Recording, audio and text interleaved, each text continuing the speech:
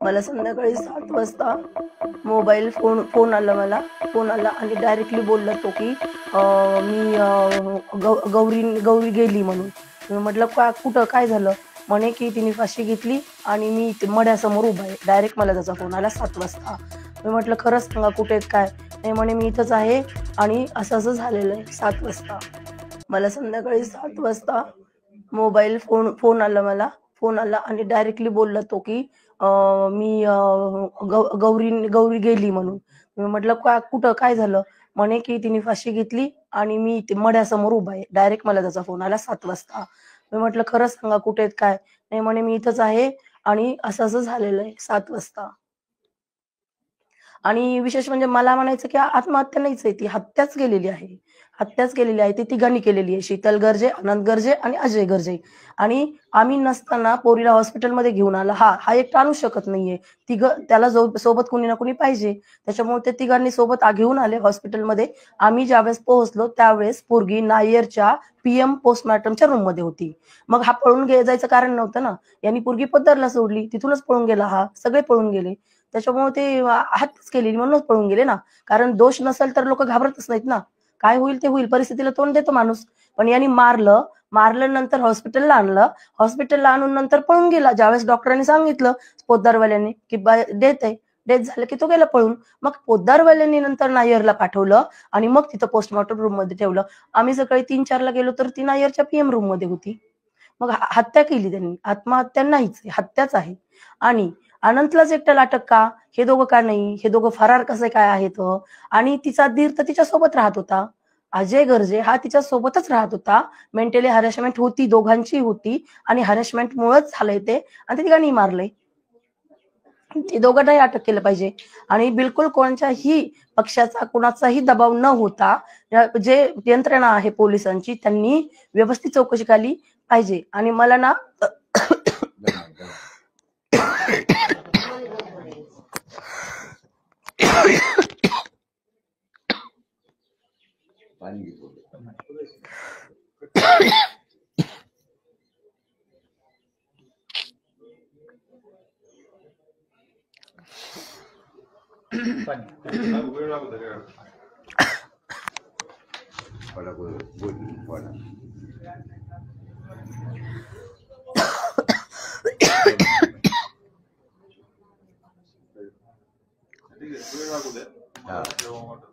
दमून बोलायचं ते एकदम ध्यान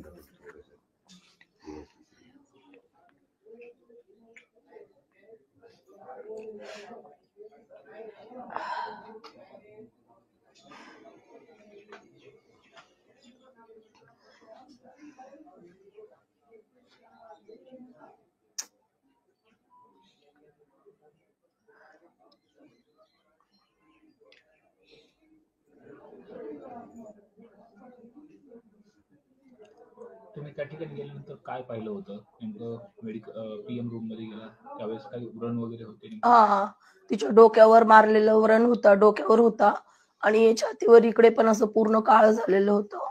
मी पाहिलं माझ्या लेकराला तिथं गेल्याच्या नंतर. मला गेले होते मध्ये मी तर पूर्ण डोक्याला मार होता. इथं डोक्याला लागलेलं होतं काहीतरी आणि इकडे पण लागलेलं होतं, छातीला पण मारलेलं लागलेलं होतं. आपण जर पाहिलं तर तुम्ही पण वैद्यकीय क्षेत्रामध्ये काम करता. आपण वैद्यकीय क्षेत्रामध्ये काम करत असताना जे पीएम रूम मध्ये गेल्यानंतर पाहिलं होतं नेमकं त्याच्यावरून काय आढळलं? खरंच ही हँगिंग मारामाऱ्या झालेल्या असणार, विषयच नाही. कारण डोक्याला मार लागण्याचा संबंधच नाहीये. जरी सुसाईड स्वतः प्रयत्न केला तर ठीक आहे ना, तुम्ही गळ्याला लागू शकतं, इथून ते व्रण असतात.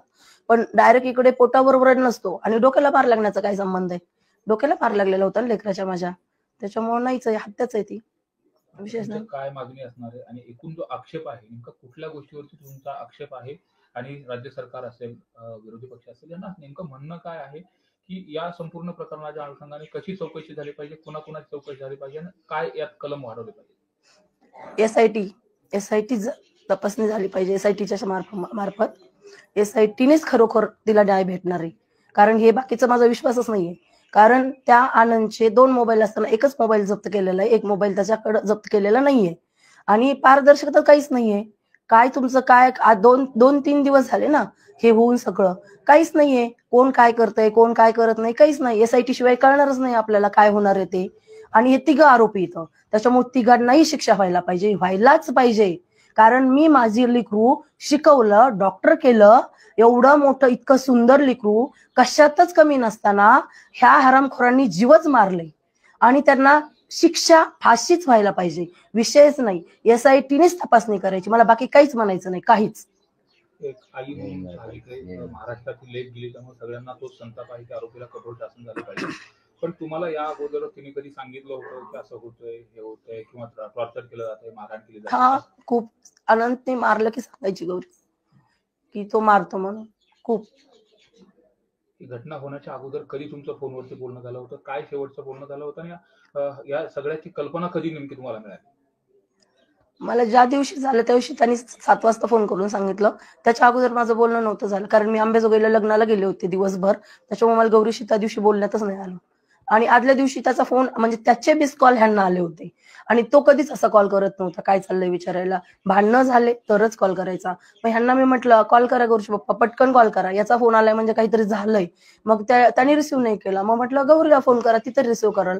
मग त्यांनी तिला बोलले होते, ते म्हणे ठीक आहे, आम्ही जेवण केलंय, आता मिटलंय सगळं. आणि मग त्यांनी दुपारी, मग आम्ही लग्नाला गेलो अंबेजोगाईला, त्याच्यामुळे बोलण्यात आलं नाही. संध्याकाळी 7 वाजता तर मला त्यांनीच फोन करून सांगितलं तुमची पोरगी मेली. आपण जर पाहिलं तर साधारणतः आत्महत्येच्या घटनेमध्ये ज्यावेळेस असं काही दिसतं त्यावेळेस पोलिसांना कल्पना दिली जाते. हा, परंतु आनंदनं असं फोन केल्याचं किंवा पोलिसांनी सांगितलं की ते तिथं होते किंवा नव्हते असं काही नाही. आम्ही गेलो तर आमचं लेकरू PM रूम मध्ये होतं. मग त्याला त्या घरातून आणलं कसं, तिथं हॉस्पिटलला नेलं कसं, असं आई वडिलांच्या परवानगीशिवाय नाही ना तिथलं काढायला पाहिजे. स्पॉट पंचनामाने द्यावा त्यांनी, ज्यांनी केलं त्यांनी उघड मीडिया समोर जाहीर करावं. स्पॉट पंचनामा, तिला उतरताना, तिला घेताना, तिला नेताना, तिला मारताना, हॉस्पिटलमध्ये नेताना. एकटं लेकरू एकाला जाऊ शकत नाही. 70 किलोचं लेकरू एकटा अनंत घेऊन जाऊ शकत नाही, हे त्याला पण विचारा तिथं. आणि जे की आहे की हे असं, याचं जे अफेअर आहे आणि हे असं जे माहिती ना, माझं लेकरू कशातच कमी नव्हतं. त्याच्यामुळे मी आनंदच्या अफेअर आणि त्याचं पहिलं लग्न झालेलं असताना मी माझं लेकरू डबल लग्नात दिलंच नसतं. त्याच्यामुळे जे हे बोलतात ना, पुरावे आणून दाखवा म्हणावं बोलणाऱ्यांनी, की लग्नाच्या अगोदर गौरीच्या आई वडिलांना हे माहित होतं की आनंदचं किरण अनंत गर्जेसोबत लग्न झालेलं असताना गौरीच्या आई वडिलांनी गौरीला दिलं.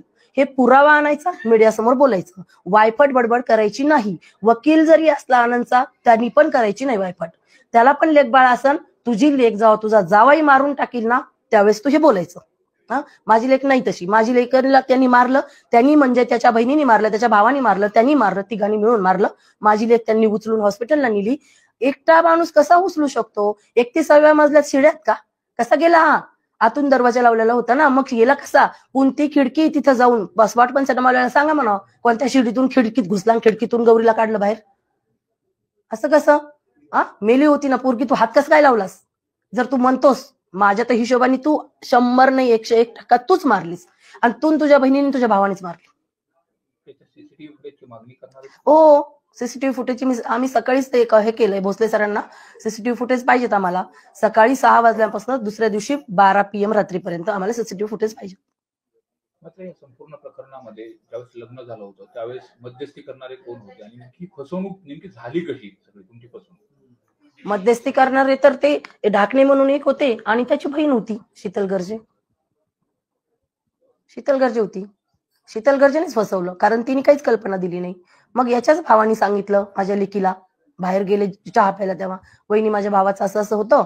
मग माझ्या बहिणीनी समजून सांगितलं आणि मग माझा भाऊ तयार झाला. त्यांनी सांगितलं तिला, आम्हाला काय माहिती. आणि त्याच्यानंतर आता दसरा मेळाव्याच्या दिवशी सामान शिफ्टिंग मध्ये ती फाईल सापडली माझ्या लेकीला, तेव्हा कळालं किरण आनंद गर्जे कोण आहे. आम्हाला तोपर्यंत नव्हतं ना माहिती. आम्ही काय मूर्ख आहेत काय? आमच्या लेकराचा अशा काय हे होता कोण? जहागीरदार होता का हा, त्याला मी पोरगी द्यायला? हे सगळं होतं या संदर्भात अगोदर गौरीनं काय सांगितलं होतं की तो असा असा त्रास देतो? हा, मग जवळपास 1-2 महिनेच तो ठीक राहिला. 1-2 महिन्यापासून असंच होतं, मारणं हाणणं. स्वतःला मारलं त्याच्यापेक्षा जास्त गौरीला मारायचं. किती वेळेस होतं गौरी इथं गौरी काय झालं रे बाळा? मम्मी प्यान लागला म्हणली. एक अर्ध्या नंतर मला म्हणते मम्मी आनंद ते मारलं ग. तेव्हा माझ्या लेकराच्या तोंडात लई मागो लई लई लई नालायक माणूस आहे. त्याने गौरीला लय मारलं, खूप मारलं. माझं लेकरू सांगायचं 2-4 दिवसाला कॉल झाला की मम्मी असं झालं का, मम्मी तसं झालं का. सगळी घटना झाल्यानंतर पंकजाताईचा तुम्हाला फोन आला का? नाही. आणि या सगळ्या संदर्भात तक्रार तुम्ही कुणाकडे केली होती का, किंवा त्याच्या आई वडिलांकडे किंवा त्याच्या जवळच्या नातेवाईकाकडे किंवा इतर कोण जे संपर्कात होते? मी कोणाला सांगितलं होतं, कारण गौरी म्हणायची मम्मी सांगू नको, अनंतला खूप राग येतो, अनंतला हे आवडत नाही. अनंतच्या कंप्लेंट केलेला कोणालाही आवडत नाही. गौरीला आता दसरा मेळाव्याच्या दिवशी हे कळलं याचं किरणचं. पण गौरीला अगोदर जरी यांचे मारामाऱ्या झाल्या किंवा मारणं झालं, भांडणं झालं, तरी ती गौरी कधी कोणाला सांगू दिलं नाही. मी नाही सांगितलं, कारण गौरी सांगूच देत नव्हती. म्हणायची अनंतला आवडत नाही ते सांगितलेलं. पण ती एवढी स्ट्रॉंग होती, हो. एवढं सगळं स्ट्रगल केलं, तिथपर्यंत गेली, एका डॉक्टर करिअर करेपर्यंत एवढा सगळा स्ट्रगलचा पिरियड असतो. एवढं सगळं सहन करून ते असं करेल असं वाटतं? बिलकुल नाही, बिलकुल पण नाही. 10 महिन्यात मी माझ्या लेकराच्या तोंडातनं सुसाईड आणि मरण हे शब्दच ऐकले नव्हते. किती भांडणं झाले तरी, किती मारलं ना अनंतनी, तरीही गौरी कधी अशी बोलली नाही.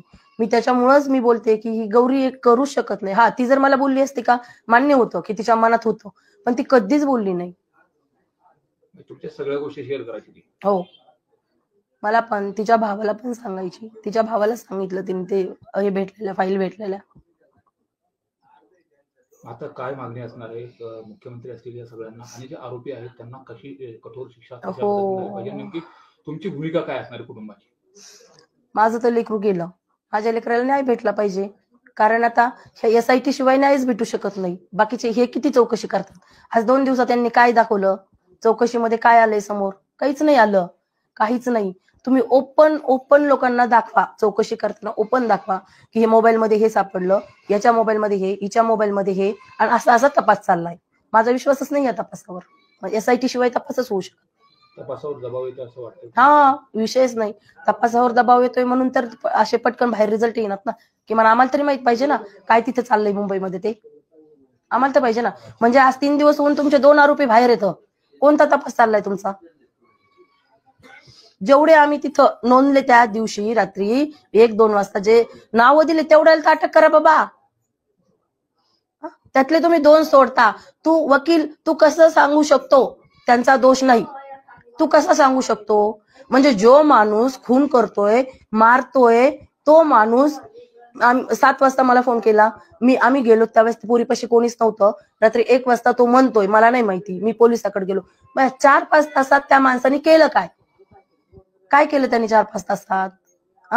असं नसतंय, हे चुकीचं आहे. तपास पण बरोबर होत नाहीये. मला तिघांनाही सोबतच सजा झाली पाहिजे, तिघांनाही. आणि तिघांनाही फाशी नाही, फाशीपेक्षा 72 लोकांच्या हातात देऊन लोकांनी मारलं पाहिजे, तर दुसऱ्याच्या पुरी अशा मरणार नाहीत. 27 वर्षाची लेकरू सांभाळायचं, तिला आई वडिलांनी लहानाचं मोठं करायचं, आणि ह्या हरामखोरांनी लेकराला जीवच मारायचं आणि मारून परत मोकळं व्हायचं, म्हणायचं आमचा दोष नाही. हे असं नसतंय. आणि इथं नाही भेटला तर वरचा बरोबर न्याय देतो. वाट बघ म्हणा आनंद गर्जे आणि शीतल गर्जेला. त्यांना लग्न एवढं थाटामाटात केलेलं होतं, स्वप्न सगळी पाहिलेली होती, पण आज ती सगळी पूर्ण कोमेजून गेलेली. याच्या पाठीमागे जो कोणी दोषी असेल त्याला कायदेशीर कारवाई करण्याच्या अनुषंगाने मुख्यमंत्र्यांना काय मागणी? SIT शिवाय काय होणार आहे? काय होणार SIT शिवाय? मुख्य आरोपी म्हणजे आता शीतलनीच लग्न जमवलं ना. सगळ्या कामाला शीतलच होती. शीतल बाहेर फिरते. अजय 10 महिने माझ्या मुलीसोबत राहत होता, अजय बाहेर फिरतोय. आनंदनी तर केलेलंच आहे. आनंदनी सगळं इतिहास घडवलाय. आनंदचा तर विषयच नाही येते, त्याला काय म्हणणार आपण? हे दोघं तर बाहेरच आहेत ना. कोणता तपास चांगला आहे? अरे आम्ही नावं दिलेत ना तिथं, तुम्ही तेवढ्याच लोकांना घ्या. नाही, मला SITच तपास पाहिजे, मला बाकी काहीच नाही पाहिजे. ओके.